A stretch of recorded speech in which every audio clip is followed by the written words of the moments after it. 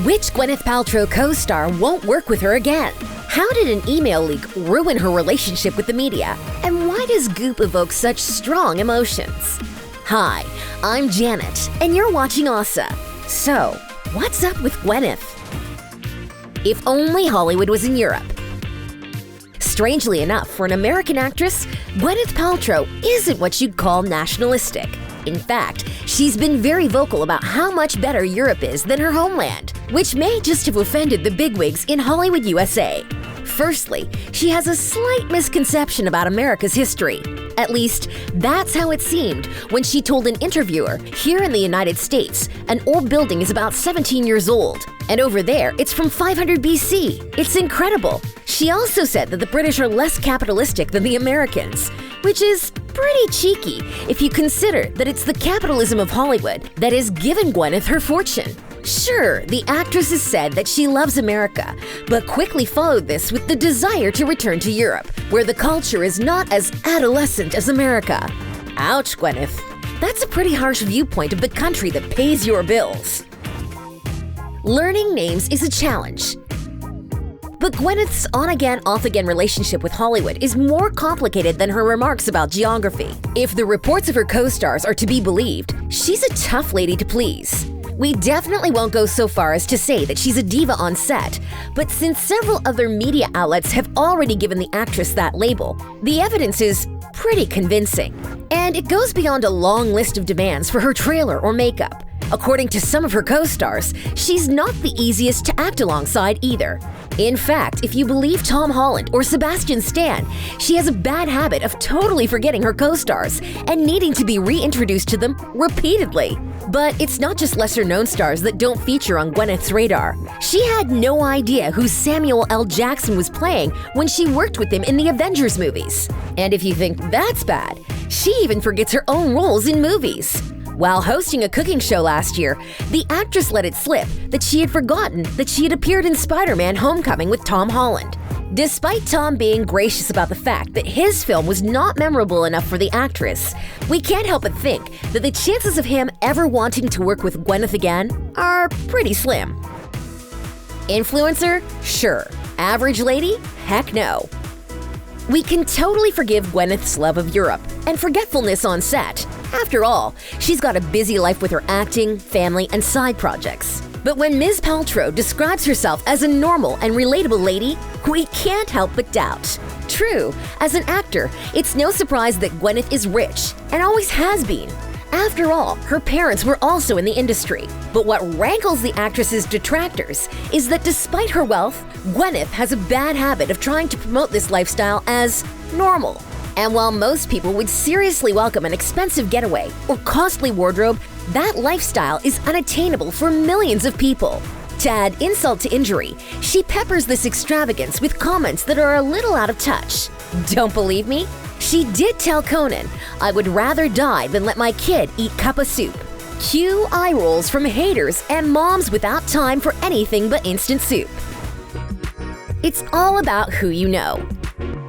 In 2008, Gwyneth was one of the first actresses to come forward with allegations against Harvey Weinstein's behavior, making her pivotal to the #MeToo movement.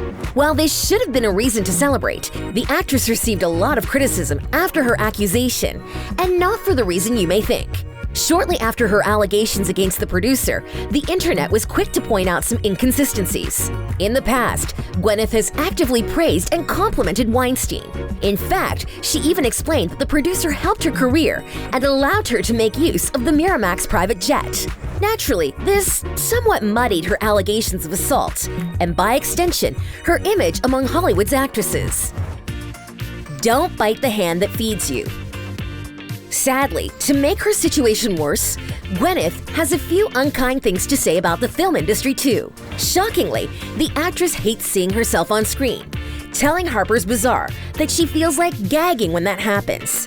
But what's more surprising is that she doesn't let her kids see her films, with the exception of the Iron Man series. And while modesty is an attractive quality, actively telling the media that you and your family avoid seeing your work likely doesn't inspire too much confidence in your employers. And to make matters even stranger, Gwyneth admitted that her love of acting started to dry up when she was just 26 due to public scrutiny. She's also said that acting is a profession that makes it difficult to plant roots and repeatedly threatens to quit the industry altogether. For that reason, Gwyneth isn't making things easy for herself. Control the media, control the world. Gwyneth's hesitancy to promote her work is also reflected in her interactions with the media, best friends and enemy alike to celebs everywhere. In 2013, Vanity Fair wanted to run a story about the actress, and specifically, why she was such a polarizing figure in America. See, we're not the only ones trying to make sense of Gwyneth's relationship with Hollywood. The catch? They didn't plan to speak to the actress herself about it, but wanted to chat to people she'd worked with in the industry. And when you take into account the stories we've already shared from her co-stars, such an article could paint an unflattering picture of the leading lady. So when she found out about the article, she sent an email to her industry friends to ask them to refuse to speak to the interviewer. On top of this, she asked them to all boycott the magazine entirely. Sadly, this plan backfired when the email was leaked to the press and appeared in the New York Post. The outcome was that many people assumed the actress had something to hide, and all the while, she became even less popular in Hollywood. Acting is really bending the truth. Another reason for Hollywood shunning Gwyneth Paltrow is that she's more than just a little inconsistent. When her father passed away from throat cancer in 2002, she vowed to give up smoking. However, cut to 2020 and an interview with Town & Country magazine, and Gwyneth explains that she has a sneaky cigarette every Saturday and loves it. Similarly, she explained her love of clean eating and distaste for drinking in a 2006 interview with The Guardian, explaining, "I'm not really a drinker. Like the last time I got drunk was on holiday in Spain 3 years ago. I think it's gross. It's such a bad look." Yet, a decade later, she seems to have changed her mind because she admitted that, "I eat whatever I want. I like bread and cheese and wine, and that makes my life fun and enjoyable." And while the jury's out about how she really feels about food and drink, she's equally contradictory about her look. As she told Harper's in 2018, "You know, I use organic products, but I get lasers. It's what makes life interesting. Finding the balance between cigarettes and tofu."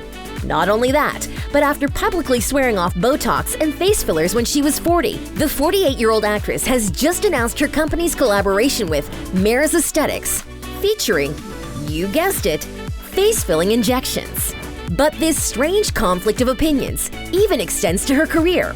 After telling the media in 2019 that she plans to retire from acting and explaining to Harper's Bazaar that she would never return to acting, the actress has returned to the screen for Netflix.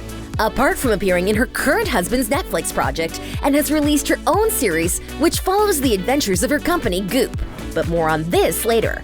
One thing we have to give Gwyneth credit for, however, is her response to people who call her out on this behavior. In an interview with Town & Country earlier this year, she had this to say about her critics. "The people who are triggered by me, I don't like her because she is pretty and she has money. It's because they haven't given themselves permission to be exactly who they are." Take that, haters. Going, Goop.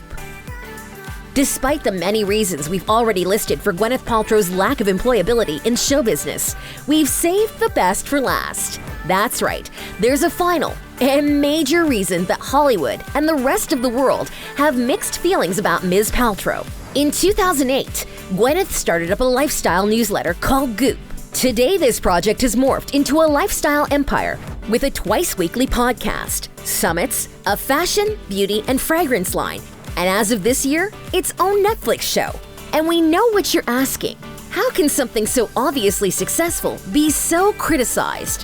Where to start? In a nutshell, Goop has been described as pseudoscientific and gimmicky, with a habit of bordering on the unsafe. Intrigued? Well, here's why. Goop has a list of seriously outlandish stock, from psychic vampire repellent, vaginal steaming, or a candle that smells like Gwyneth's lady parts. Don't try this at home, kids. But the weirdness doesn't end there. The site also features absurdly expensive gift ideas. Seriously, $900 for toilet paper and beauty treatments that have been debunked by doctors and labeled dangerous. Consider, for example, vampire facials, in which your blood is removed from your face, filtered, and injected back. While Goop explains that this is good for preventing aging, last year, 2 customers from a salon in New Mexico tried the facial and contracted HIV. And it doesn't stop there. Goop also praises apipuncture, or having your face stung by bees, as a super potent cleanse. Sadly, and not surprisingly, this treatment proved fatal in a woman who didn't realize that bee toxins build up in the system. After 2 years of treatments, she suffered a severe allergic reaction and died.